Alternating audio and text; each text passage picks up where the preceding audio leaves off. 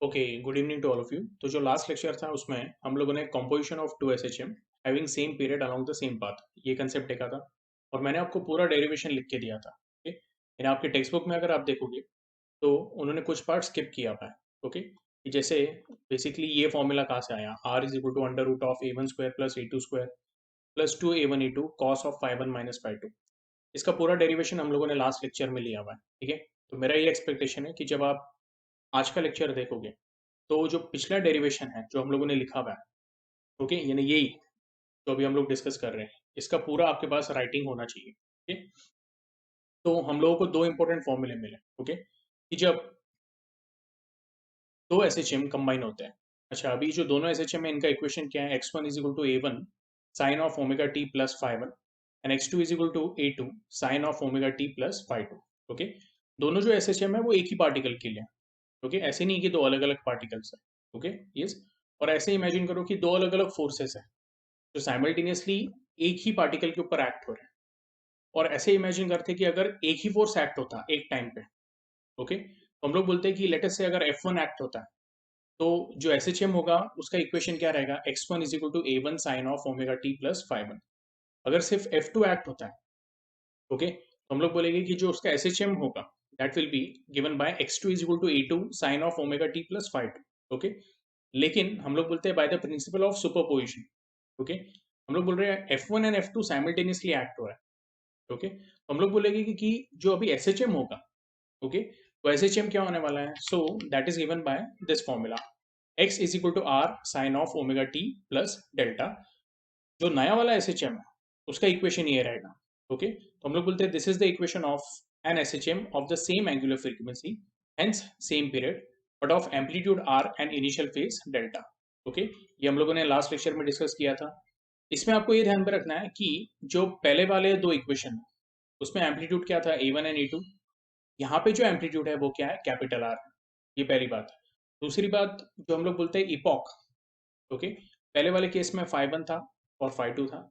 यहाँ पे जो इपॉक है वो क्या है, डेल्टा है। ओके, तो x is equal to what, are sine of omega T plus delta. Okay, अब क्वेश्चन ये आता है कि हम लोगों ने ये भी सॉल्व किया था, r is equal to what क्या मिला था, under root of A one square plus A two square plus twice a one A two cos of five one minus five to.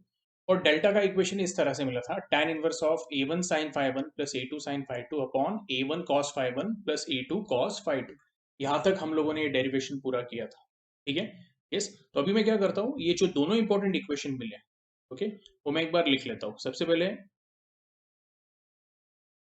Composition या कॉम्बिनेशन ऑफ एसएचएम, उसमें जो are यानी resultant amplitude है उसका equation आपको मिला था, a one square plus A two square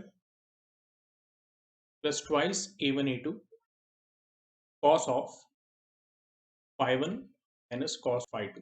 okay, इसको मैं आगे इस तरह से कर लेता हूँ। और डेल्टा का इक्वेशन आपको मिला था, okay, delta is equal to tan inverse of A one sine alpha, alpha one बोल रहा हूँ मैं, sorry, a one sine of five one plus A two sine of five two upon a one cos of five one plus A two cos of five two. इसके पहले जो आपकी text book थी है ना ओल्ड सिलेबस की, तो वहाँ पे फाइव की जगह पे अल्फा दिया था, ये मैंने आपको पहले भी बोला है। एनीवे, अभी आपको ये ध्यान में रखना है कि यहाँ पे जो डेल्टा का इक्वेशन एक बार मैं देख लेता हूँ, delta is tan inverse of A one sine five one plus A two sine five two, okay, upon a one cos of five one plus A two cos of five two. ठीक है, अब इसमें case one ऐसा है कि F five one is equal to five two, यानी हम लोग क्या बोलेंगे, both S H M are in same phase. Same phase का मतलब क्या, तो पहले एसएचएम में अगर पार्टिकल, ओके, जीरो से ए के तरफ जा रहा है या जीरो से ए वन के तरफ जा रहा है, साइमल्टेनियसली दूसरा वाला भी जो एसएचएम है वो वैसे ही हो रहा है, वो जीरो से ए टू के तरफ ही जा रहा है। दो अलग अलग एसएचएम है, आपको आ रहा है समझ में। ओके, तो अगर हम लोग बोल रहे हैं कि पहले वाले एसएचएम में अगर ए वन से जीरो की तरफ आ रहा है, ओके, तो दूसरे वाले एसएचएम में भी क्या होगा, ए टू से जीरो की तरफ आएगा। फिर हम लोग बोलेंगे ये क्या है, साथ में चल रहा है एसएचएम। इसको हम लोग क्या बोलते हैं कि both the SHM are in what same phase, इसलिए उनका जो हम लोग बोल रहे हैं इपॉक है वो भी क्या है सेम है, phi one is equal to what phi two. और आप थोड़ा सा ध्यान दो, हम लोग बोलते हैं कि ओमेगा टी दोनों के लिए क्या है सेम है। ओके, तो if phi one is equal to phi two will say phi one minus phi two क्या हो जाता है, it becomes zero, and cos of phi 1 minus phi 2 that is going to be what cos 0, and what is cos 0, it is going to be 1 plus 1 बराबर है। ये value अपन substitute करेगा तो आपको मिलेगा r is nothing but equal to under root of a1 square plus a2 square plus twice a1 a2। Okay, and cos phi का value 1 डाल दिया है, और ये जो है ये आपका किसका फॉर्मूला है, it is going to be a1 plus a2 the whole square. ठीक है, बराबर है ना, a plus b the whole square का एक्सपांशन है a square plus b square plus two a p, उसको मैंने इस तरह से लिख दिया। अब ये स्क्वायर और रूट साइन कैंसिल हो जाएगा, आपको मिलेगा r is equal to what a1 plus a2। ये क्लियर है? ओके, वही आपके टेक्स्ट बुक में भी दिया हुआ है। First case is what if two SHM are in same phase, that is phi 1 minus phi 2 is equal to 0, cos of phi 1 minus phi 2 is equal to 1। Are का value जो आपका आया है वो इस तरह से आया है। ठीक है, यस। अच्छा हाँ, इसमें एक और बात है कि जब हम लोग यहाँ पे स्क्वायर और रूट कैंसिल कर रहे हैं, ओके, यस, तो मैं आपको एक सिंपल बात बताता हूँ। अगर मैं बोलता हूँ if x square is equal to 25, तो मैं बोलूँगा एक्स का वैल्यू क्या आएगा, प्लस या माइनस 5। तो आपको भी यहाँ पे दोनों पॉसिबिलिटी ध्यान में रखनी है कि जो रिजल्टेंट एम्पलीट्यूड रहेगा, एक तो वो प्लस रहेगा a1 प्लस a2, या फिर माइनस रहेगा ऑफ a1 प्लस a2। बोलने का मतलब क्या है, लेट अस से मैं बोलता हूँ a1 का वैल्यू 5 है, a2 का वैल्यू 7 है, रिजल्टेंट एम्पलीट्यूड क्या रहने वाला है, आप बोलोगे सर 5 प्लस 7, 5 प्लस 7 कितना होता है 13। तो हम लोग बोलेंगे ये आपको ध्यान में रखना है कि एसएचएम जब होगा तो जीरो से आर की तरफ जाएगा, फिर आर से जीरो, जीरो से minus r, and minus r से जीरो। तो एम्पलीट्यूड प्लस आर भी होगा और माइनस आर भी होगा, इसलिए उन्होंने टेक्स्ट बुक में प्लस और माइनस दोनों साइन दिए। ये आपको आ रहा है समझ में? उसका लॉजिक यही है, if x square is 25 x will be equal to plus minus 5। यहाँ तक क्लियर है? तो अच्छा, इसमें एक और केस डाला हुआ है उन्होंने, if a1 and a2 is equal to a, यानी यहाँ पे उन्होंने एक और बात बोल दी कि अगर इमेजिन करो a1 और a2 की वैल्यू सेम है, let us say it is equal to what a, तो ऐसे केस में आपका r क्या हो जाएगा, तो r will become plus minus a1 plus a2, that is going to be twice a। Okay, ये आया आपको समझ में? ओके, वापस रिपीट करता हूँ, अगर a1 एंड a2 का वैल्यू सेम है तो a1 प्लस a2 क्या हो जाएगा, 2 टाइम्स a हो जाएगा, ट्वाइस a हो जाएगा। उसको हम लोग प्लस और माइनस साइन लगा रहे हैं। ठीक है, अब केस 2 देखेंगे इसमें, और इसमें डेल्टा का इक्वेशन क्या आएगा तो वो भी हम लोग डिस्कस करेंगे, उसका आप लोगों ने टेंशन नहीं लेना है। ठीक है, यस। केस 2 क्या बोला हुआ है वो देख लेते हैं।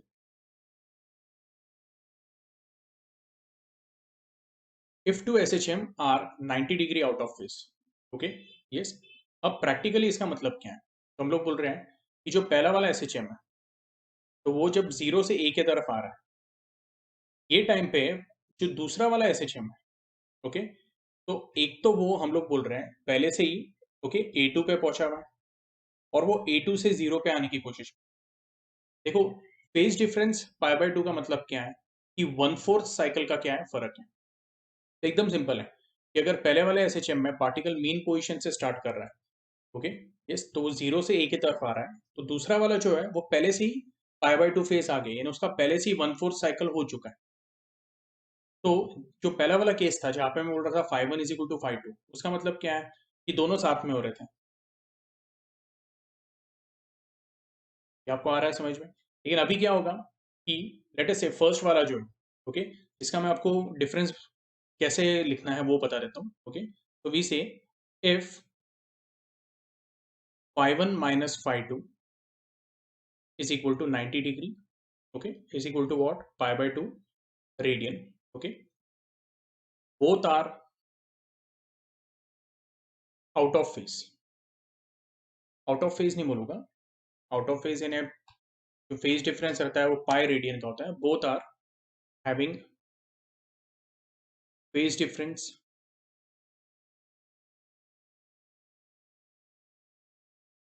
Of pi by 2 radian. Okay, तो इसका मतलब क्या है?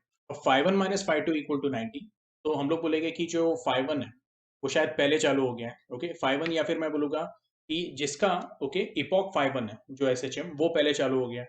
ओके, इसका मतलब क्या कि जो पहला वाला एस एच एम है वो जब जीरो से ए पे पहुंचा, वो टाइम पे दूसरा वाला एस एच एम क्या होगा, स्टार्ट होगा। तो जब दूसरा वाला एस एच एम, ओके, अब हम लोग बोल रहे हैं ये जीरो से ए वन पे गया, तो दूसरा वाला क्या होगा, ओके, अभी स्टार्ट हो रहा है। ओके, यानी वो जीरो से ए टू के तरफ आ रहा है, उतने टाइम में ये क्या होगा, तो ये ए वन से जीरो पे आएगा। ये आपको आ रहा है समझ में? तो हम लोग बोलेंगे जब ये जीरो से माइनस ए वन के तरफ आएगा, वो टाइम में ये ए टू से जीरो के तरफ आएगा। जब ये जीरो से माइनस ए टू की तरफ आएगा, तो ये टाइम पे हम लोग बोलेंगे कि जो पहला वाला एस एच एम है वो माइनस ए वन से जीरो पे आएगा। यानी हमेशा हम लोग बोलेंगे कि when they are out of phase, इसका मतलब क्या होता है, तो एक अगर मीन पोजीशन पे है तो जो दूसरा वाला रहेगा, ओके, वो हम लोग बोलेंगे एक्सट्रीम पोजीशन पे रहेगा। और एक्सट्रीम पोजीशन यानी क्या, तो सीक्वेंस वाइज यानी क्या, तो अगर मैं आपको पूछता हूँ कि जीरो से पार्टिकल कहाँ पे जाएगा, तो आप क्या बोलोगे, पाई बाय टू। आपको आ रहा है ये समझ में? बस वो आपको ध्यान में रखना है। ओके, वो आपको सीक्वेंस फॉलो करना है। ठीक है, तो अगर मैं बोल रहा हूँ कि पहला वाला S H M pi by two radian आ गया, तो दूसरा वाला जब जीरो पे है, तो पहला वाला कहाँ पे रहेगा, तो it will be at plus extreme, positive extreme. जब हम लोग बोलेंगे कि दूसरा वाला पॉजिटिव एक्सट्रीम पे आएगा, तब तक ये वापस मीन पोजीशन पे रहेगा। आई होप अभी आपको आया है समझ में? ठीक है, यस। तो ऐसे केस में हम लोग बोलेंगे if five one minus five two is equal to 90 degree, that is pi by two radian. Okay, हम लोग बोलेंगे cos of five one minus five two will be equal to what, cos 90 क्या होता है, it is equal to zero. Cos 90 zero है, तो ये पूरा टर्म क्या हो जाएगा, जीरो। आपको मिलेगा therefore r is equal to what, अब ये पूरा टर्म जीरो हो गया आपका, दिस वन। ओके, तो आपके पास रहेगा r is equal to under root of A one square plus A two square. ठीक है, हाँ, इसमें भी अगर हम लोग बोलते हैं if a one and a two both are equal, यहाँ पे लिख देता हूं मैं, if a one is equal to A two is equal to a, r will be equal to what, so it will be under root of twice a square, which is nothing but equal to root 2 times a। यहाँ तक clear है? कोई doubt है आपको? Okay, अच्छा, इसमें case 3 भी है। ओके, वो भी देख लेते हैं। एक काम करता हूँ मैं, केस 3 के लिए ना हम लोग थोड़ा सा अलग कलर का इंक यूज करते हैं, आपको और डिस्टिंक्ट हो जाएगा वो। ठीक है, सो केस 3, तो बेसिकली जो केस 3 है that is five one minus five two equal to pi radian. अब five one minus five two equal to pi radian, तो इसको हम लोग क्या बोलते हैं, जब two S H M are out of phase. Okay, ये आपको ध्यान में रखना है। इन फेज का मतलब क्या होता है, five one is equal to five two. Okay, हाँ, इन फेज का एक और कंडीशन है कि इन सेम फेज अगर रहा, तो इसका एक और कंडीशन है, five one minus five two is either equal to zero और it is equal to two pi और four pi, six pi, two n pi. ये आपको ध्यान में रखना है, यानी even multiple of pi. Okay, क्यों, तो आप जीरो लो, यानी cos of five one minus five two, अगर उसका वैल्यू जीरो रहा, टू पाई रहा, फोर पाई रहा, सिक्स पाई रहा, या टू एन पाई रहा, ओके, हर केस में हम लोग बोलेंगे कि कॉस फाई का वैल्यू क्या आने वाला है, वन रहने वाला है। ऐसे केस में हम लोग बोलते हैं they are in same phase. ठीक है, आउट ऑफ फेज के लिए सिर्फ पाई नहीं, तो आपको और एडिशनल बता देता हूँ, three pi, five pi, seven pi, okay, so on. यहाँ पे ऐसे बोल सकते हो टू एन माइनस वन या फिर two n plus one. Suppose हम लोग बोल रहे हैं अगर एन वन से स्टार्ट हो रहा है, ओके, तो हम लोग यहाँ पे इस तरह से ले सकते हैं, two n minus one into pi, where n start from one two three so on. ठीक है, लेकिन अभी फिलहाल इतना ध्यान में रखो, अगर five one minus five two is equal to pi, तो कॉस ऑफ पाई का जो वैल्यू रहेगा, या cos of five one minus five two जो रहेगा, वो रहेगा आपका माइनस वन। तो ऐसे केस में अगर मैं यहाँ पे माइनस वन सब्सटीट्यूट करता हूँ, तो आपको आर का इक्वेशन मिलेगा। तो आर का इक्वेशन आपको मिलेगा, r is equal to under root of A one square plus A two square plus twice a one A two into -1, okay. यानी आपका क्या बन जाएगा, r is equal to under root of a1 square -2a1 a2 plus a2 square, okay. और ऐसे case में इसको हम लोग बोलेंगे, ये आपका बन जाएगा, this is the expansion formula of what, a minus b the whole square. यानी ये हो गया a1 minus a2 the whole square. Square और रूट साइन क्या हो जाएगा, कैंसिल हो जाएगा, आपको मिलेगा r is equal to what, a1 minus a2। और इसमें एक और कंडीशन है कि हम लोग बोलते हैं अगर a1 और a2 इक्वल है, ओके, ये वापस लिख नहीं रहा हूं, तो मैं बोलूंगा ऐसे केस में आपका r का वैल्यू क्या आएगा, it will come as 0, okay. वही आपके टेक्स्ट बुक में भी दिया हुआ है, देख लेते हैं एक बार। तो if two SHM are 180 degree या फिर पाई रेडियन, इसको हम लोग बोलते हैं out of phase condition, okay. ऐसे केस में cos ऑफ ∅1 माइनस ∅2 क्या होता है, -1। और आपको जो r मिलेगा, r will be equal to what, again यहाँ पे उन्होंने मॉड्यूलस साइन यूज किया है, क्यों, तो हम लोग बोलते हैं कि जब आप रूट लेते हो तो प्लस और माइनस दोनों आता है, ओके। तो आप जब डेरिवेशन लिखोगे तो टेक्स्ट बुक के हिसाब से आप लोगों ने लिखना है, ओके। यस, यहाँ पे मॉड्यूलस साइन लगा देनी है। और हम लोग बोलते हैं अगर a1 a2 का वैल्यू सेम रहा तो जो रिजल्टेंट एम्पलीट्यूड रहेगा वो क्या रहेगा, 0। अब इसका इन्फ्रेंस क्या निकल गया, इन्फ्रेंस यानी इसका कंक्लूजन क्या रहेगा, अगर एम्पलीट्यूड ही 0 है तो हम लोग बोलते हैं एसएचएम कैसा होता है, 0 से पॉजिटिव एम्पलीट्यूड, पॉजिटिव एम्पलीट्यूड से 0, 0 से negative amplitude and negative amplitude से 0। तो ऐसे केस में हम लोग बोलेंगे कि एक्चुअली एसएचएम होगा ही नहीं, क्यों, जो दोनों फोर्सेस हैं वो ऐसे एक्ट हो रहे हैं कि वो एक दूसरे को क्या कर रहे हैं, कैंसिल कर रहे हैं। आई होप आपको अभी ये समझ में आया, ठीक है, यस। एनीवे, इसके बाद एक एक्टिविटी दी हुई है आपको, ओके। अब ये एक्टिविटी किस लिए दी हुई है तो वो भी मैं आपको बता देता हूँ कि कॉम्पोजिशन ऑफ एसएचएम एग्जैक्टली कैसे होता है, वो समझने के लिए आप ये घर पे ट्राई कर सकते हैं, okay. Tie a string horizontally tight between two vertical supports.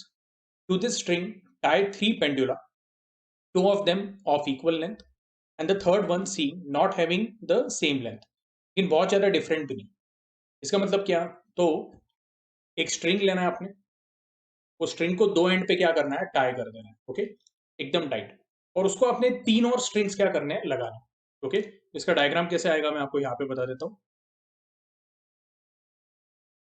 ये आप लोगों ने घर पे ट्राई करके देखना है, देखो रियली काफी इंटरेस्टिंग है एक्टिविटी।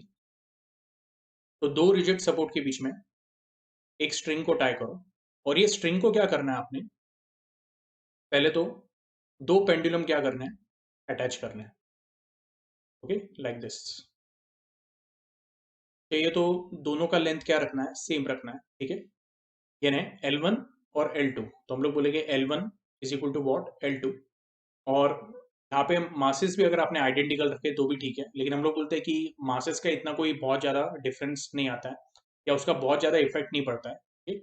और जो तीसरा वाला जो पेंडुलम है वो इनके साइड में ही लगाना है, हम लोग बोलेंगे उसका लेंथ क्या रहेगा, थोड़ा सा अलग रहेगा, ओके। उसको हम लोग बोलेंगे L3, ठीक है।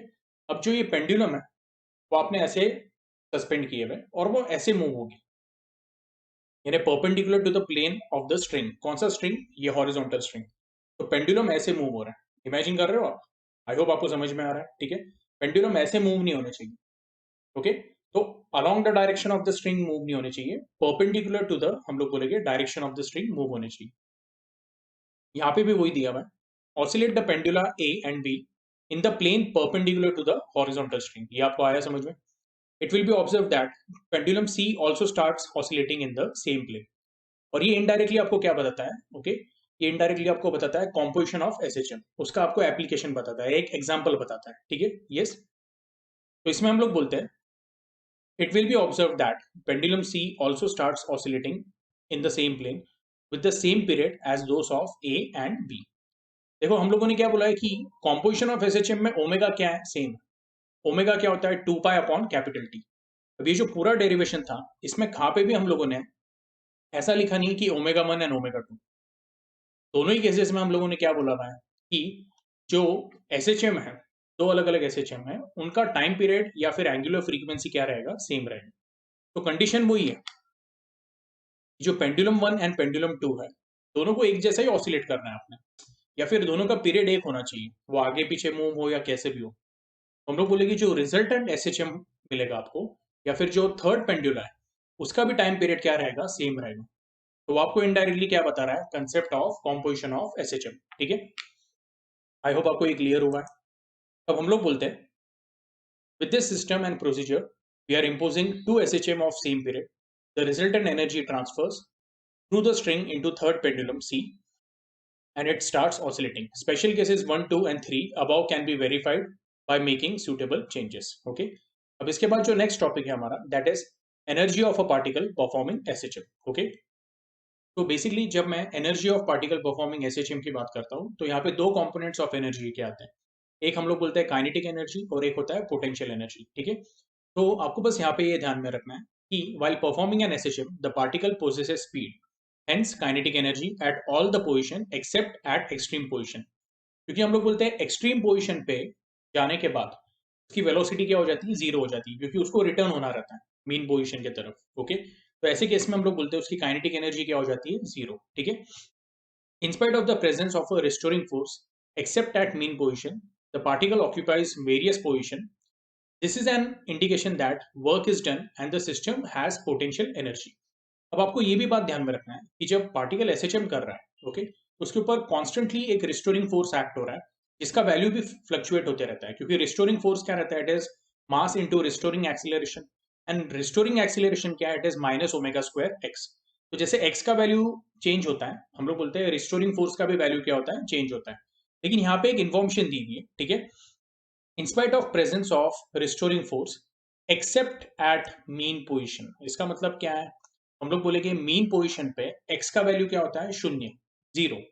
ओके. तो हम लोग बोलेंगे एक्सीलरेशन क्या रहेगा वहां पे, minus omega square x. But x का वैल्यू जीरो है तो हम लोग बोलेंगे acceleration will be minus omega square into zero. तो एक्सीलरेशन अगर जीरो है तो restoring force at the mean position क्या रहता है, जीरो रहता है. ओके. देखो मीन पोजिशन जो है ना, उसको हम लोग ऐसे भी बोल सकते हैं that is the actual position of the particle. जब उससे वो डिस्प्लेस होता है तब उसके ऊपर रिस्टोरिंग फोर्स एक्ट होना चालू होता है. ये आपको आ रहा है समझ में. ओके. तो हम लोग बोलते हैं this is an indication that work is done and the system has a potential energy, जिसको हम लोग elastic in case of a spring, gravitational for a pendulum, magnetic for a magnet. ठीक है. Yes.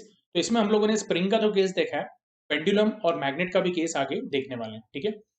Total energy of the particle performing an SHM is thus the sum of the kinetic and potential energy. ठीक है. अब यहाँ पे एक diagram दिया हुआ है, हम लोग बोलेंगे consider a particle performing SHM. जो पॉइंट O है वो उसका मीन पोजीशन है. पॉइंट M जो है आप उसको पॉजिटिव एक्सट्रीम कंसिडर कर सकते हो. पॉइंट N जो है वो नेगेटिव एक्सट्रीम कंसिडर कर सकते हो. अब हम लोग बोल रहे हैं कि जो पार्टिकल है वो पॉइंट O से M के तरफ जा रहा है, यानी मैं बोल रहा हूँ कि जीरो से पॉजिटिव एक्सट्रीम की तरफ जा रहा है. तो बीच में मैंने एक रैंडम पोजीशन ले लिया जिसको मैंने बोल दिया पॉइंट पी. अब पॉइंट पी क्या है, तो हम लोग बोलेंगे yes when the particle is at point P तो उसका वैल्यू कुछ भी हो सकता है बिटवीन जीरो एंड ए, यानी एक्स का वैल्यू जीरो भी हो सकता है, एक्स का वैल्यू ए भी हो सकता है, और it can be between zero and a by two, a upon root two. Okay. I hope आपको ये आ रहा है समझ में. ठीक है. तो ऐसे केस में हम लोग क्या बोलते हैं, ठीक है, जब वो पॉइंट पी पे आएगा तो वो पर्टिकुलर पॉइंट पे हम लोग बोलेंगे उसका जो डिस्प्लेसमेंट फ्रॉम मीन पोजीशन है दैट इज व्हाट, एक्स. तो ऐसे केस में जब हम लोग बोलते हैं कि डिस्प्लेसमेंट एक्स है तो velocity of particle is given by what. Okay. अच्छा, अभी पार्टिकल कहाँ पे ट्रैवल कर रहा है, टूवर्ड्स राइट. तो इसलिए हम लोगों ने वेलोसिटी पॉजिटिव कंसीडर की. So v is equal to plus omega under root of a square minus x square which is also equal to what, a omega cos of omega T plus five. ये clear है. Okay. अब हम लोग क्या बोलेंगे, where x is the displacement of the particle performing SHM, a is the amplitude. Okay. Hence the kinetic energy of the particle will be. Okay. तो kinetic energy के लिए एकदम सिंपल है, अगर v is equal to, okay, we are saying plus omega under root of a square minus x square. Okay. Yes. तो ऐसे case में हम लोग बोलेंगे जो kinetic energy of the particle है उसको ई के बोल देते हैं. That will be equal to half m v square which is nothing but half into m into v square. V square यानी क्या हो जाएगा, this will become omega square into root और स्क्वायर कैंसिल हो जाएगा, आपके पास एक ब्रैकेट में रहेगा a square minus x square. That is half M omega square A square minus x square. इसको ना थोड़ा सा अच्छे से लिख देता हूं मैं. ओके. ए स्क्वायर माइनस एक्स स्क्वायर. ये हो गया आपका kinetic energy of the particle at point p. Okay. चाहिए तो मैं डायग्राम भी बना देता हूं. ये मीन पोजिशन है, ये पॉजिटिव एक्सट्रीम है, प्लस ए, ठीक है। प्लस ए को उन्होंने टेक्स्ट बुक में क्या बोला हुआ है, एम बोला हुआ है, ठीक है। और यहाँ पे हम लोग बोलते हैं पॉइंट पी है, such that point P is at distance x. तो ऐसे केस पे हम लोगों ने काइनेटिक एनर्जी ई के निकाल दी है, ठीक है। लेट अस से this is your equation number 1। अब हम लोग क्या बोलते हैं कि ऐसे केस में अगर मैं बोलता हूं this is the kinetic energy at displacement x, okay, yes, तो हमारे पास एक और इक्वेशन है विच इज व्हाट, हम लोग बोलेंगे कि आप v का value A omega cos of omega T plus five substitute करते हो तो आपको ई के का वैल्यू क्या मिलेगा, half k a square cos square omega T plus five. अब कैसे, तो v हम लोग क्या बोल रहे हैं, v is equal to a omega cos of omega T plus five, देखो v स्क्वायर क्या हो जाएगा, a square omega square cos square omega T plus five, वही हम लोगों ने यहाँ पे लिखा हुआ है, ठीक है। और हम लोग बोलते हैं ये जो टर्म है m इंटू ओमेगा स्क्वायर, तो basically m into omega square जो है इसको हम लोग क्या बोलते हैं, this is your k, k ने क्या, तो जिसको हम लोग फोर्स कांस्टेंट या स्प्रिंग कांस्टेंट बोलते हैं। अब ये कैसे, तो मैं आपको यहाँ पे बता देता हूँ। अगर आपको याद होगा एकदम स्टार्टिंग में, ओके, हम लोगों ने ओमेगा डिफाइन किया था, तो ओमेगा क्या था, it was under root of k by m, okay, squaring both side आपको मिलेगा omega square is equal to what, k upon m, hence we get k is equal to what, m into omega square, ठीक है। दूसरी बात, अगर आपको velocity का जो सेकंड वाला इक्वेशन है वो समझ में नहीं आ रहा है तो वो भी मैं आपको बताता हूँ। ये वापस मैं आपको एक बार बता देता हूँ कि हम लोगों ने ये plus omega under root of a square minus x square क्यों लिया हुआ है। हम लोग बोलते हैं जो एस एच एम हो रहा है तो ये उसका नेगेटिव साइड है, लेट अस से ये आपका माइनस ए है और ये एन है, ठीक है, यस, फिर मैं ऐसा डिवीजन कर देता हूँ, तो ये जीरो से ए और ये जीरो से माइनस ए, ठीक है। अब पार्टिकल कहाँ से कहाँ मूव हो रहा है, तो जीरो से ए, यानी the particle is travelling in right direction, okay, यानी आप लोगों के राइट डायरेक्शन में ट्रैवल कर रहे हैं, या स्क्रीन पे दिख रहा है हमें, it is travelling towards the sorry, it is travelling towards the right direction. तो ऐसे केस में हम लोग बोलेंगे कि जो वेलोसिटी का कन्वेंशन रहेगा that will be what, positive, ठीक है। आई होप आपको ये समझ में आया है। अब जो दूसरे इक्वेशन की बात कर रहे हैं तो वो ऐसा आया हुआ है, हम लोग बोलते हैं x is equal to what, a sine of omega T plus five, okay. तो अगर मैं इसको डिफरेंशिएट करता हूँ विद रिस्पेक्ट टू टाइम तो मैं बोलूंगा v will be equal to what, d x by d t, that is going to be d by d t of a sine of omega T plus five. अब a जो है वो constant है, बाहर आ गया, and d by d t of sine omega T plus five क्या रहेगा, it will B cos of omega T plus five, okay. लेकिन यहाँ पे सिर्फ t नहीं है, यहाँ पे ओमेगा टी प्लस फाइव है, तो आपको इसको भी क्या करना पड़ेगा, डिफरेंशिएट करना पड़ेगा, तो ये हो जाएगा आपको into d by d t of omega T plus five, that is nothing but equal to omega. तो ये डिफरेंशिएशन तो आपको अच्छे से आता ही है, ठीक है, यस, तो ये मैं एकदम आपको डिटेल में एक्सप्लेन नहीं करने वाला हूँ, लेकिन आपको v क्या मिल रहा है, it is coming as a omega cos of omega T plus five, ठीक है। आई होप आपको ये क्लियर है, ओके। सो एनीवे इसको भी मैं इक्वेशन सेकंड डाल देता हूँ। तो हम लोग बोलेंगे kinetic energy E k which is half m v square. तो क्वेश्चन ये आता है कि जो वी स्क्वायर है, तो वी स्क्वायर को पहले हम लोगों ने ये सब्स्टिट्यूट किया था तो हमें ये इक्वेशन मिला। अब हम लोग ये सब्स्टिट्यूट करेंगे तो आपको क्या मिलेगा, हाफ एम वी स्क्वायर की जगह पे ये पूरा टर्म का स्क्वायर लेंगे तो आपके पास रहेगा a square omega square cos square omega T plus five, okay. अब इसमें हम लोग क्या बोलते हैं, ये जो m इंटू ओमेगा स्क्वायर है, m इंटू ओमेगा स्क्वायर क्या है, k है, बराबर है। तो इसको m इंटू ओमेगा स्क्वायर को मैं एक साथ एस k करके सब्स्टिट्यूट कर देता हूं तो आपको मिलेगा half k a square cos square omega T plus five, okay. जो मैं लिख रहा हूं, ओके, स्क्रीन पे, ये आप लोगों ने क्या करना है, नोट करके रखना है, ठीक है। This is your equation number 3। अब हम लोग क्या बोल रहे हैं कि जब हम लोग पार्टिकल को मूव कर रहे हैं, ओके, और उसको पॉइंट पी पे लेके आ रहे हैं, मैं यहाँ पे एक अलग कलर यूज कर लेता हूँ, तो इसके ऊपर एक रिस्टोरिंग फोर्स एक्ट होगा which will be in opposite direction, ठीक है। और ये जो रिस्टोरिंग फोर्स रहेगा that will be what, f. मैं बोलूंगा जो रिस्टोरिंग फोर्स एफ रहेगा that will be equal to what, minus k into x, या फिर आप इसको ऐसे भी बोल सकते हो, f is nothing but equal to के जगह पे minus m omega square into x, ठीक है। अब आप ऐसा सोचो कि आप ये पार्टिकल को, ओके, पॉइंट पी से, पॉइंट पी का प्रोजेक्शन यहां पे ले लेता हूं लाइक दिस, ओके। यस, तो आप पार्टिकल को पॉइंट पी से थोड़ा और आगे लेके जाते हैं बाय डिस्टेंस dx। तो आपको किसके अगेंस्ट वर्क करना पड़ेगा? Against the restoring force F। हम लोग बोलेंगे जो भी आप वर्क करोगे dw, ओके, उसके लिए आपको कितना फोर्स लगेगा? A force which is equal to what? The restoring force F, या उससे थोड़ी सी ज्यादा वैल्यू लगेगी। ओके, तभी आप क्या कर सकते हो, ये जो पार्टिकल है इसको आगे मूव कर सकते हो। देखो एकदम सिंपल बात है, रिस्टोरिंग फोर्स क्या करेगा? वो पार्टिकल को रोकने की कोशिश करेगा, बराबर है? पार्टिकल मूव हो रहा है जीरो से ए की तरफ, रिस्टोरिंग फोर्स का काम क्या है? उसके ऑसिलेशन को क्या करना है? ओके, स्टॉप करना या मीन पोजीशन पे लेके आना। ये आपको ध्यान में रखना है, ठीक है? स्टॉप करना नहीं बोलना चाहिए, लेकिन हम लोग बोलेंगे रिस्टोरिंग फोर्स का एक ही काम रहता है, to bring the particle to the mean position, ठीक है? तो इसलिए अगर मैं बोल रहा हूं कि मुझे ये पार्टिकल को थोड़ा सा और आगे लेके आना है, पहले से ही ये जो x डिस्टेंस है वो मूव कर चुका है, उसको अगर और dx लेके आना है तो मुझे वर्क करना पड़ेगा dw, and that dw will be equal to what? तो जो आपको मिनिमम फोर्स अप्लाई करना पड़ेगा that will be f against what? Restoring force. तो चाहिए तो उसको आप f डैश बोल दो, तो it will be f dash into dx। इन f डैश कौन सा फोर्स है? It is force acting in the opposite direction.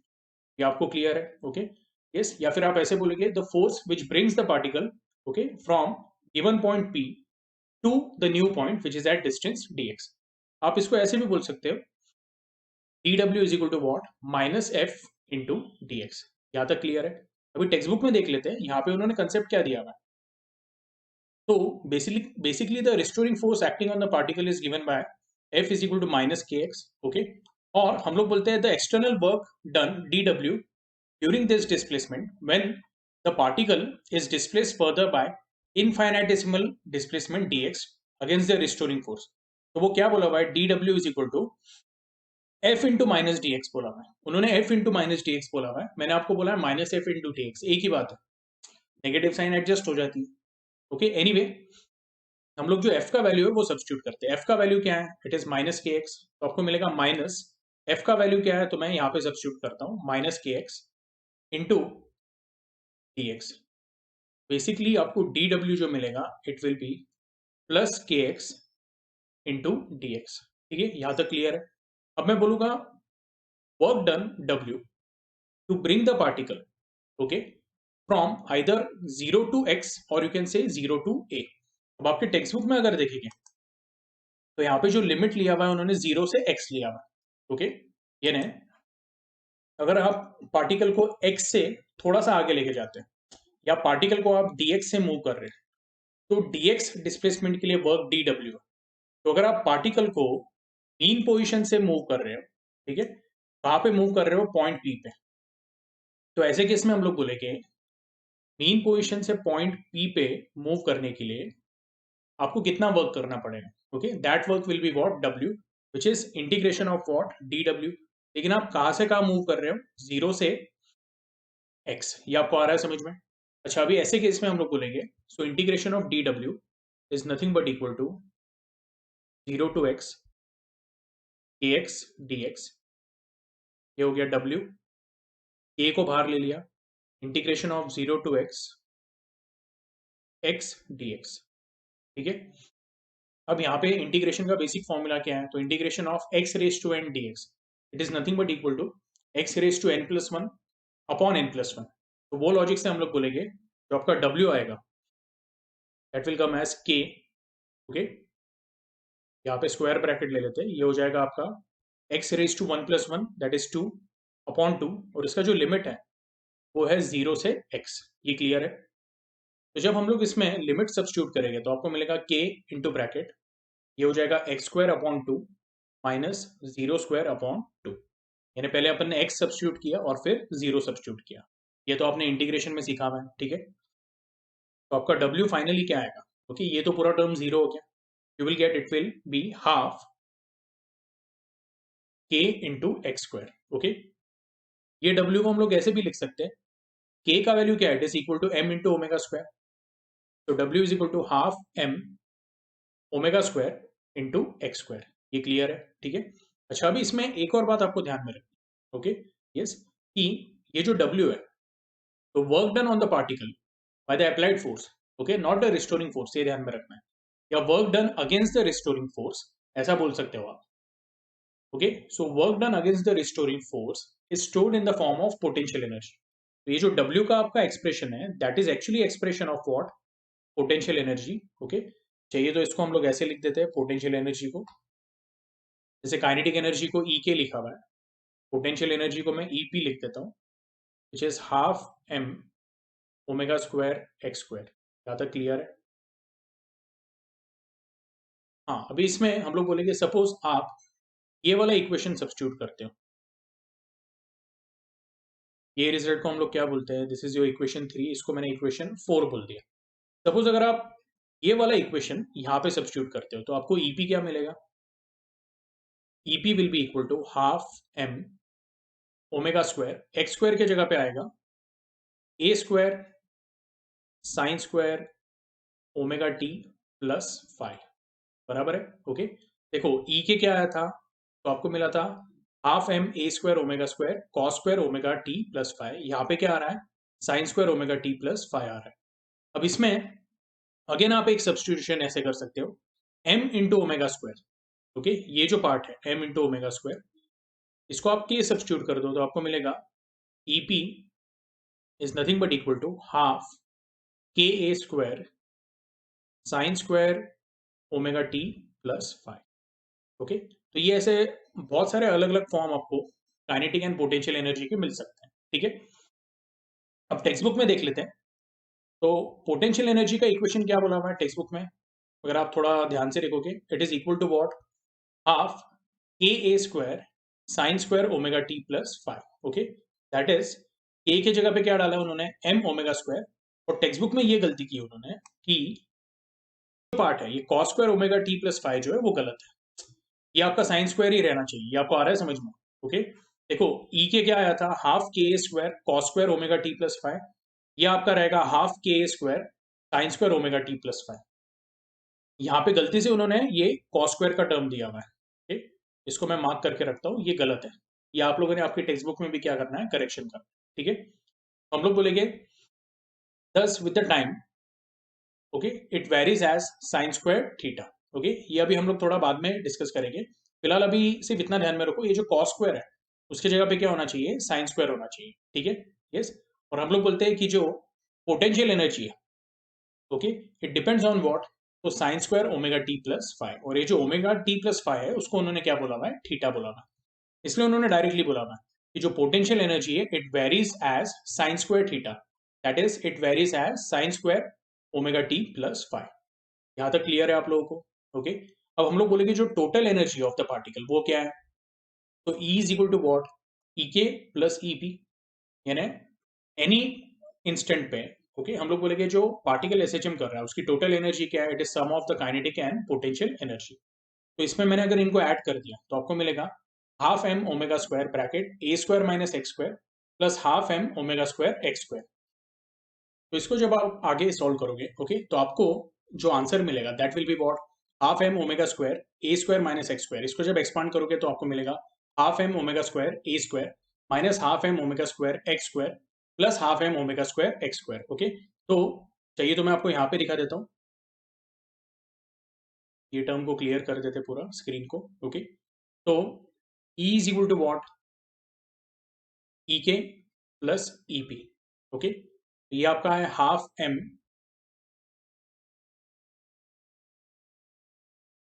Omega square bracket A square minus x square plus half m omega square x square, बराबर है।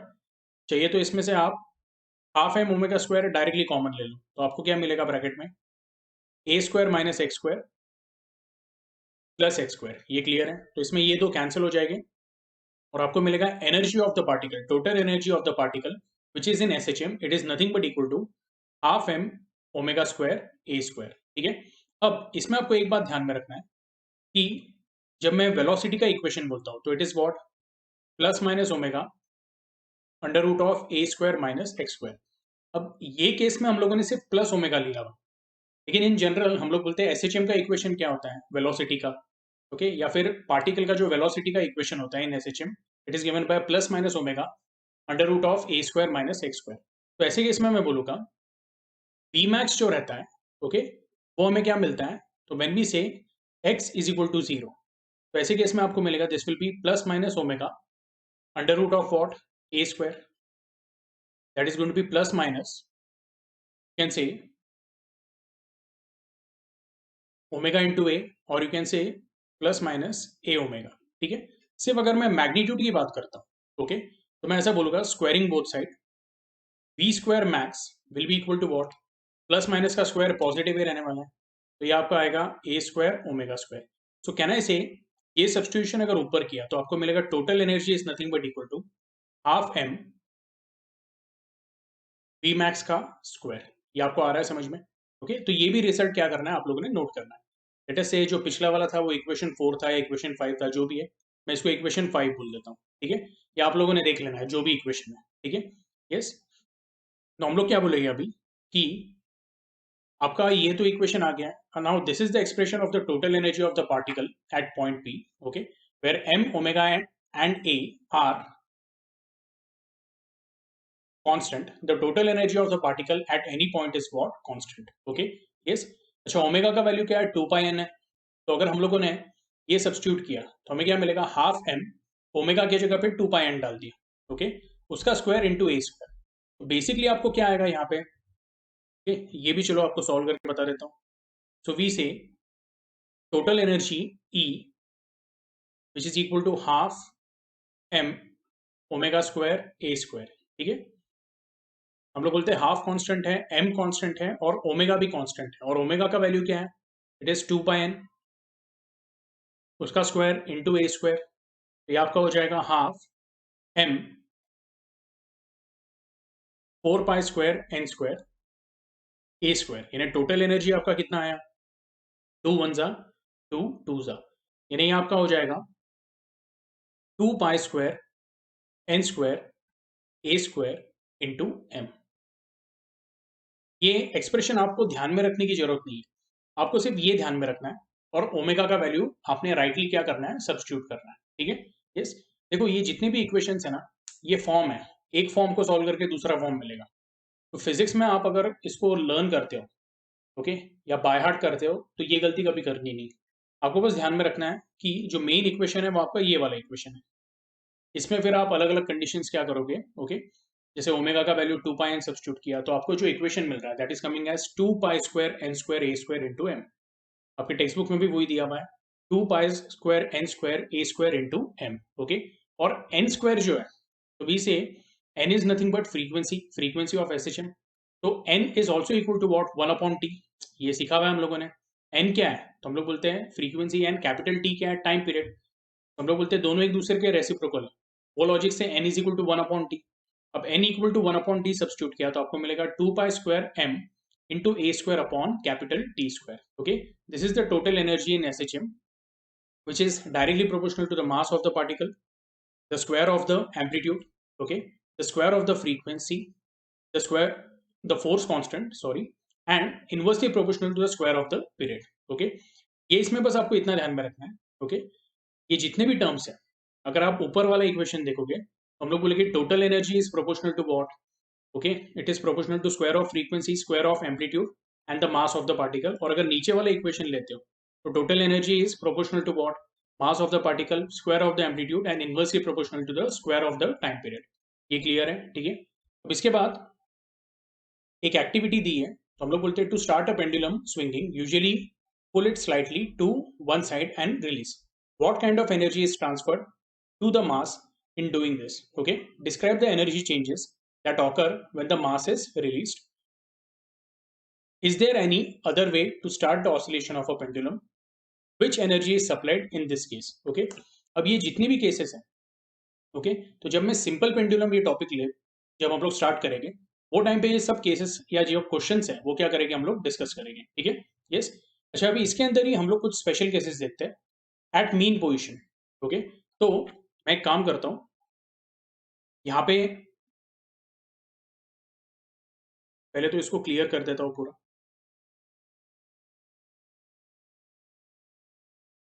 Okay, total energy हमें क्या मिला, it is half M omega square A square. Kinetic energy क्या मिला है, half M omega square bracket ए square minus x square. Potential energy क्या मिला है, half M omega square x square. Okay, SHM of the particle जब होता है तो एक्स इक्वल टू जीरो से पार्टिकल कहाँ पे ट्रेवल करता है, एक्स इक्वल टू ए, फिर ए से वापस जीरो पे आता है, फिर जीरो से हम लोग बोलते हैं particle travels to x equal to minus a, और माइनस ए से वापस कहाँ पे आता है, जीरो पे आता है। तो पहले हम लोग मीन पोजीशन डिस्कस करेंगे। एसएचएम में तीन पोजीशन इंपॉर्टेंट है, zero, plus a and minus a. ठीक है, मैं बोलूंगा at mean position will say x is equal to zero. x equal to zero अगर मैंने, ओके लेट अस से इसको मैं बोल देता हूँ दिस इज योर, अभी हम लोग न्यू स्टार्ट कर रहे हैं ऐसे समझ लो, तो इसको मैं इक्वेशन 1 बोलता हूँ और इसको इक्वेशन 2 बोलता हूँ। ठीक है, और ये जो है लेट अस से इसको इक्वेशन 3 बोल दिया। तो आपने बस अभी यहाँ पे ध्यान में रखना है कि x का कुछ भी वैल्यू हो, टोटल एनर्जी पे कोई फर्क नहीं पड़ने वाला है। टोटल एनर्जी हमेशा क्या रहेगा, कांस्टेंट रहेगा, हाफ एम ओमेगा स्क्वायर ए स्क्वायर। ठीक है, अब हम लोग kinetic energy and potential energy की बात करेंगे। जब x इक्वल टू जीरो है तो आपका काइनेटिक एनर्जी क्या आएगा, E k will be equal to half M omega square bracket A square minus zero square. Okay, that is going to be half M omega square A square. लेकिन आप बोलोगे sir ये तो total energy का equation हुआ, यानी ये basically क्या हुआ, तो kinetic energy E k has become equal to what, total energy. या फिर आप ऐसे बोल सकते हो कि जो टोटल एनर्जी है उसमें अभी 100% कौन कंट्रीब्यूट कर रहा है, काइनेटिक एनर्जी। तो हम लोग बोलेंगे यहाँ पे जो ई के है उसको हम लोग ऐसे बोल सकते हैं, this is nothing but equal to what, your E के मैक्स, यानी maximum kinetic energy is nothing but equal to total energy that is equal to half M omega square A square. तो आप बोलोगे सर अगर पूरा का पूरा 100% kinetic energy दे रहा है तो पोटेंशियल एनर्जी का वैल्यू जीरो आना चाहिए, वो भी देख लेते हैं हम लोग। तो पोटेंशियल एनर्जी क्या है, it is E p which is equal to what, half M omega square x square. अब भाई यहाँ पे x का वैल्यू हम लोगों ने क्या लिया हुआ है, एट मीन पोजीशन जीरो, तो x अगर जीरो सब्स्टिट्यूट किया तो आपको मिलेगा half M omega square into zero square, यानी आपका ईपी का वैल्यू क्या आ रहा है, it is coming as zero. और law of conservation of energy यहाँ पे एक्चुअली अप्लाई होता है। देखो, अगर मैं ई के प्लस ईपी करता हूँ तो मुझे क्या मिलेगा, half M omega square A square plus zero that is equal to half M omega square A square. ये हो गया आपका टोटल एनर्जी। तो एट द एंड हमारा कंक्लूजन क्या आया, at mean position kinetic energy is maximum but potential energy is what, it becomes minimum. Okay, and minimum यानी literally क्या हो जाता है, इट बिकम्स जीरो। तो EP minimum is equal to what, zero. Joule अर्ज जो भी है, हम लोग अभी यूनिट्स के बारे में डिस्कस नहीं करेंगे, मैं सिर्फ मैग्नीट्यूड की बात कर रहा हूँ। ठीक है, अच्छा अब इसके बाद हम लोग बोलेंगे एट एक्सट्रीम पोजीशन, या फिर पोजिशंस बोल सकते हैं। ओके, एक्स का वैल्यू क्या आएगा, एक तो प्लस या फिर माइनस ए। ओके, तो ऐसे केस में हम लोग क्या बोलेंगे कि जो आपका काइनेटिक एनर्जी है, अगर एक्स का वैल्यू प्लस या माइनस ए है तो एक्स स्क्वायर क्या हो जाएगा, it will become equal to a square. तो काइनेटिक एनर्जी क्या हो जाएगा, it will become half M omega square bracket A square minus, okay, अब half M omega square bracket ए स्क्वायर माइनस एक्स स्क्वायर का value a square है, वो substitute किया तो ये क्या हो जाएगा पूरा जीरो, ए स्क्वायर माइनस ए स्क्वायर क्या हो जाएगा जीरो, यानी आपका अब काइनेटिक एनर्जी क्या हो गया है, मिनिमम हो गया। Okay, which is nothing but equal to zero. तो आप बोलोगे सर अगर काइनेटिक एनर्जी जीरो हुआ है तो पूरा का पूरा टोटल एनर्जी कौन कंट्रीब्यूट करेगा, it will be the potential energy. वो देख लेते हैं हम लोग। तो पोटेंशियल एनर्जी का फॉर्मूला क्या है, हम लोग बोलेंगे EP is nothing but equal to half M omega square x square, but x square का वैल्यू क्या है, ए स्क्वायर। बिल्कुल सही, half M omega square A square, this is nothing but equal to what, तो जो total energy का equation है, तो हम लोग बोलेंगे ईपी मैक्स का वैल्यू क्या आएगा, it will come as half M omega square A square. ठीक है, थोड़ा अच्छे से बना लेता हूं मैं। ओके, अब ओवरऑल कंक्लूजन क्या क्या मिला, हम लोग बोलेंगे जब भी एसएचएम हो रहा है total energy of the particle, इसको मैं ऐसे भी लिख सकता हूं TE is nothing but equal to, जिसको हम लोग ई बोलते हैं, okay, is equal to what, half M omega square A square. ये हमेशा होने वाला है, पार्टिकल जीरो पे रहे या ए पे, या जीरो या ए के बीच में रहे, या जीरो एंड माइनस ए के बीच में रहे, टोटल एनर्जी हमेशा ये रहेगा। ये पहली बात। काइनेटिक एनर्जी मैक्सिमम जो है, ओके, उसका वैल्यू और पोटेंशियल एनर्जी मैक्सिमम का वैल्यू क्या है, सेम है। बट इसको हम लोग कैसे लिखेंगे, ई के max is equal to EP max, and which is equal to what, half M omega square A square. ये क्लियर है? हाँ, लेकिन ऐसा नहीं है कि दोनों एक साथ मैक्सिमम हो गया। जब काइनेटिक एनर्जी मैक्सिमम होगा तो पोटेंशियल जीरो होगा, और जब पोटेंशियल एनर्जी मैक्सिमम होगा तो हम लोग बोलेंगे काइनेटिक एनर्जी क्या रहेगा, जीरो रहेगा। ये क्लियर है? Okay, and that is equal to what, तो हम लोग बोलते हैं टोटल एनर्जी। और एक और बात है कि हम लोग बोलेंगे ई के minimum is equal to EP minimum which is equal to what, zero. Okay, तो ये बेसिकली क्या है, इन्फ्रेंसेस है, ये आपको ध्यान में रखना है। ठीक है? यस, मैं चाहता हूं कि आप इसको अच्छे से क्या कर लो, एक बार ओके लिख लो। इसके बाद एक डायग्राम है वो डिस्कस करना है। ठीक है? यस, तो जो डायग्राम है हम लोग क्या करेंगे, डायरेक्टली बुक में से देख लेते हैं। ओके, तो बेसिकली डायग्राम देखने के पहले एक और केस रह गया है जो हम लोगों का डिस्कस करना बाकी है। तो अभी हम लोगों ने ये दो केसेस डिस्कस किए हुए, at the mean position and at the extreme position. एक और केस है जहां पे हम लोग बोलते हैं when kinetic energy and potential energy it will become what, equal. यानी दोनों 50-50% क्या कर रहे हैं, टोटल एनर्जी को कंट्रीब्यूट कर रहे हैं। तो वो डायरेक्टली हम लोग देख लेते हैं, एकदम सिंपल है कि अगर काइनेटिक एनर्जी और पोटेंशियल एनर्जी इक्वल है तो हम लोग बोलेंगे half M omega square bracket A square minus x square will be equal to what, half M omega square x square. अब इसको अगर आप सॉल्व करते हो, ओके, ये पार्ट को क्लियर कर देता हूं, आई होप आप लोगों ने कॉपी किया हुआ है। So we say when kinetic energy is equal to potential energy, और दोनों 50% क्या कर रहे हैं, कॉन्ट्रीब्यूट कर रहे हैं। सो मैं बोलूंगा it will be equal to what, E by two. आप ऐसे भी बोल सकते हो, it will be equal to what, half M omega square A square upon two. Half M omega square A square क्या है, ये आपका टोटल एनर्जी है, इसका भी हम लोग क्या बोल रहे हैं, हाफ। इसलिए यहाँ पे एक और टू आ गया, ये आपको आ रहा है समझ में? तो अभी फिलहाल इसको ही हम लोग देखते हैं।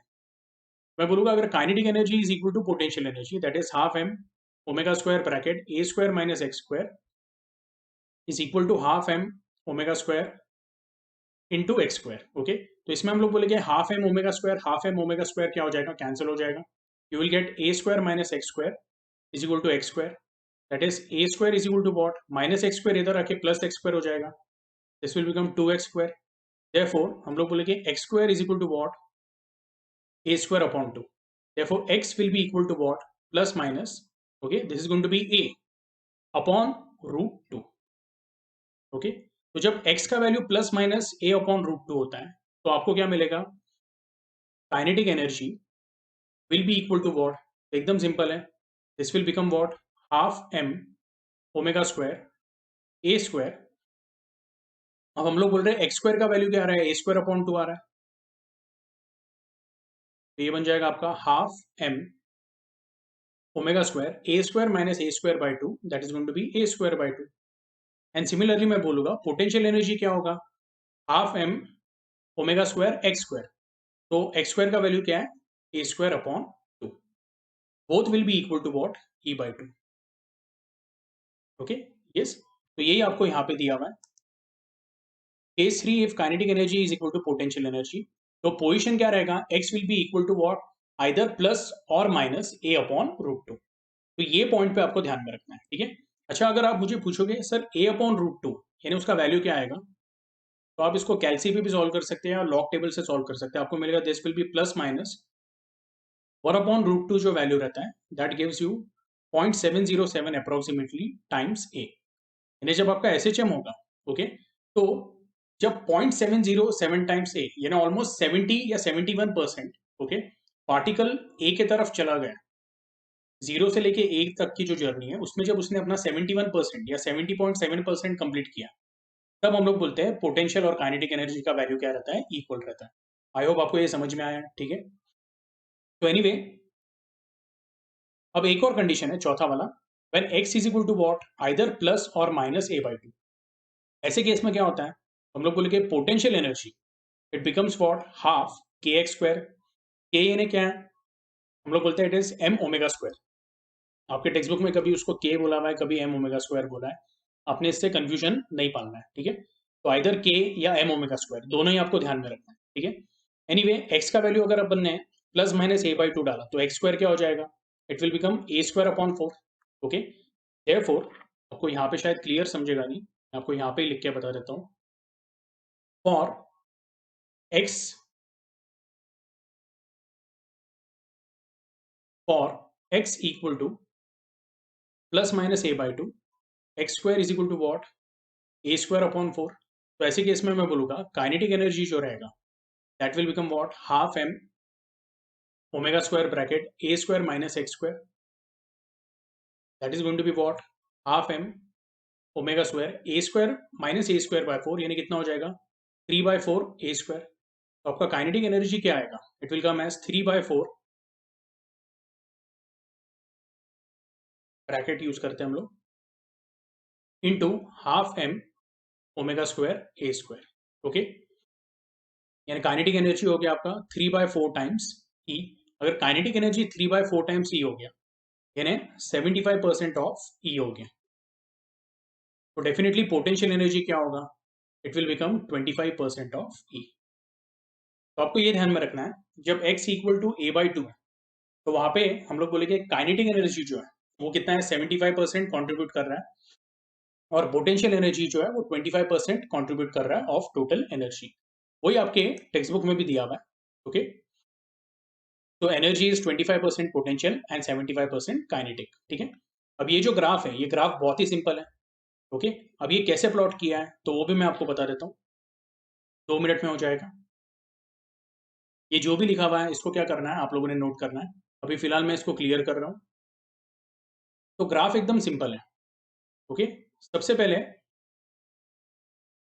मैं पहली वाली लाइन बनाता हूँ, and this line is what, तो बेसिकली मैं बोलूंगा ये आपका एसएचएम का डिस्प्लेसमेंट बता रहा है फ्रॉम द मेन पोजिशन।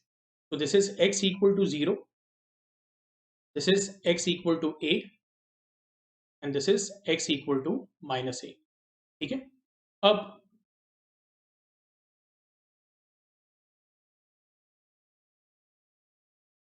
यहां से कुछ मैं लाइंस ऐसे बना देता हूं।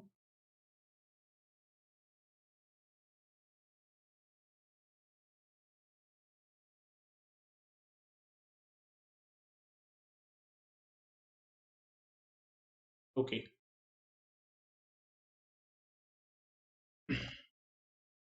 तो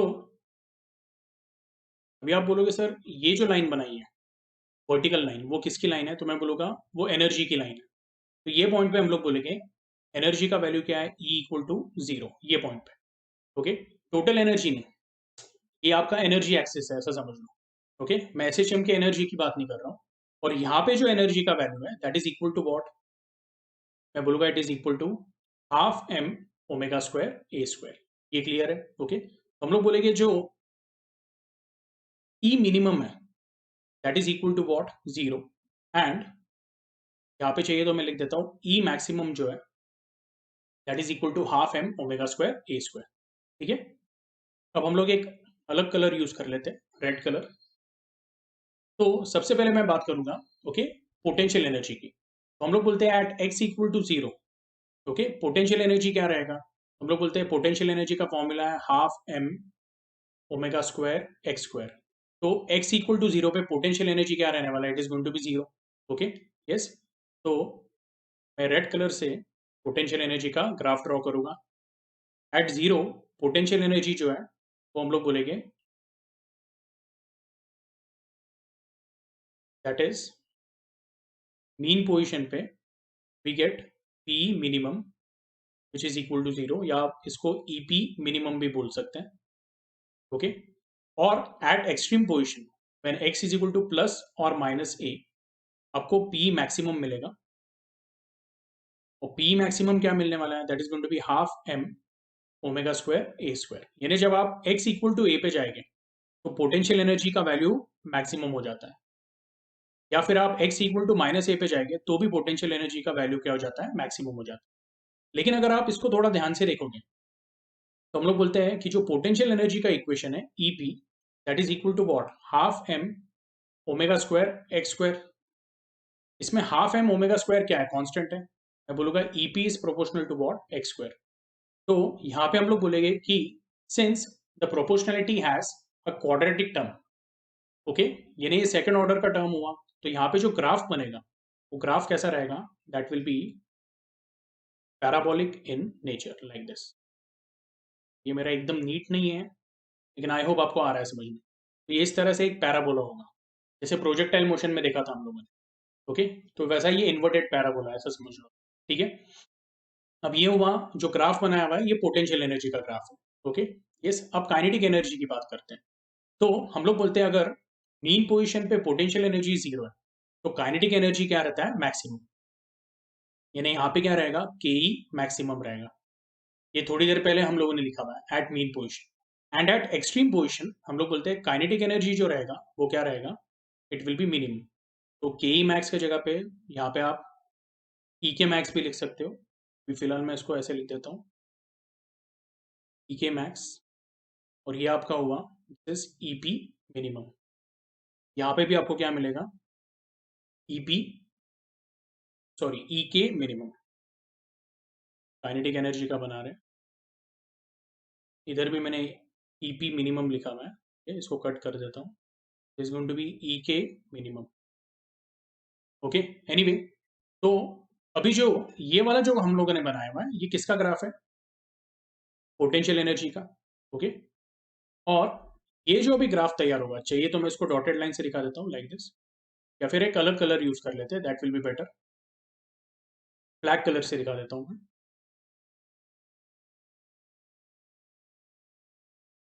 इसका भी नेचर कैसा रहेगा, it will B parabolic, okay. हम इतना नीट नहीं आ रहा है, समवॉट लाइक दैट।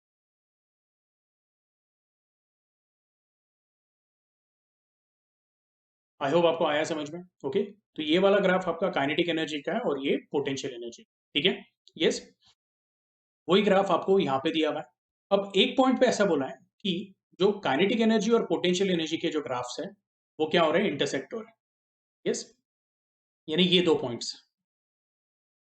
तो यहाँ पे अगर आप इसको ग्राफिकली मेजर करोगे तो हम लोग बोलेंगे ये पॉइंट कौन से है दोनों, जहाँ पे kinetic energy is equal to what, potential energy. और इसका कंडीशन क्या मिला था हमें, X is equal to what, plus और minus A upon root two. तो यहाँ पे एक्स का वैल्यू क्या रहेगा, ए अपॉन रूट टू, यानी ये वाला डिस्टेंस। और ये साइड पे जो एक्स का वैल्यू रहेगा that will be minus A upon root two. ये आपको आ रहा है समझ में, यानी जब पार्टिकल जीरो से यहाँ पे पहुंचेगा A upon root two distance पे, तब हम लोग बोलेंगे कि potential energy and kinetic energy क्या रहेगी, सेम रहेगी। या फिर जीरो से minus A by root two पहुंच रहा है, तब भी हम लोग क्या बोलेंगे, kinetic energy and potential energy क्या रहेगा, इक्वल रहेगा, ठीक है। और इसका इनवर्स भी ट्रू है। इनवर्स यानी क्या, सपोज माइनस ए से जीरो पे आ रहा है और वो ये पॉइंट पे पहुंच रहा है, तो भी हम लोग बोलेंगे kinetic energy and potential energy will be equal. Same goes for when the particle is moving from A to zero, okay. I hope आपको ये क्लियर हुआ है कंसेप्ट, ओके। और ये आपका जो डायग्राम है, तो वो हमने जो डायग्राम बनाया है उसके जैसा ही, सिर्फ हम लोगों ने अलग अलग कलर यूज किए, ओके। एनीवे, अगर आपको इसमें कुछ भी डाउट रहता है, आपको कुछ पॉइंट समझ में नहीं आया, तो आपने क्या करना है, ये लेक्चर देखने के बाद मुझे ग्रुप पे मैसेज करना है, ओके, कि सर हमको ये पर्टिकुलर पॉइंट समझ में नहीं आया है, ठीक है। यस, तो वो मैं क्या करूँगा, आपको क्लियर करके बता दूँ, ठीक है। यस, एनीवे, आज के लिए हम लोग क्या करते हैं, यहाँ पे ही स्टॉप करते हैं, ठीक है। यस, अगले लेक्चर में हम लोग सिंपल पेंडुलम का कंसेप्ट देखेंगे, ओके। सिंपल पेंडुलम के बाद सेकंड्स पेंडुलम का कंसेप्ट है, उसके बाद एंगुलर एसएचएम का कंसेप्ट है, okay, angular SHM and it's differential equation. और फिर हम लोग बोलते हैं डैम्प्ड ऑसिलेशन का कंसेप्ट है। तो अभी थ्योरी पार्ट बाकी है, उसको पहले क्या करेंगे, हम लोग अच्छे से कंप्लीट करेंगे, ठीक है। सो जो हमारा नेक्स्ट लेक्चर रहेगा उसमें अपना थ्योरी कंसेप्ट पूरा क्या होने वाला है, कंप्लीट होने वाला है। तो मैं चाहता हूँ कि आप लोगों के नोट्स प्रॉपरली प्रिपेयर्ड होने चाहिए, ठीक है। उसके बाद के जो लेक्चर्स है उसमें मैं आपको असाइनमेंट दूंगा, ओके। तो ये बात आप लोगों ने अच्छे से ध्यान में रखनी है, ठीक है, अपने नोट्स अच्छे से प्रिपेयर करके रखने। ठीक है, आज के लिए हम लोग यहाँ पे स्टॉप करते हैं।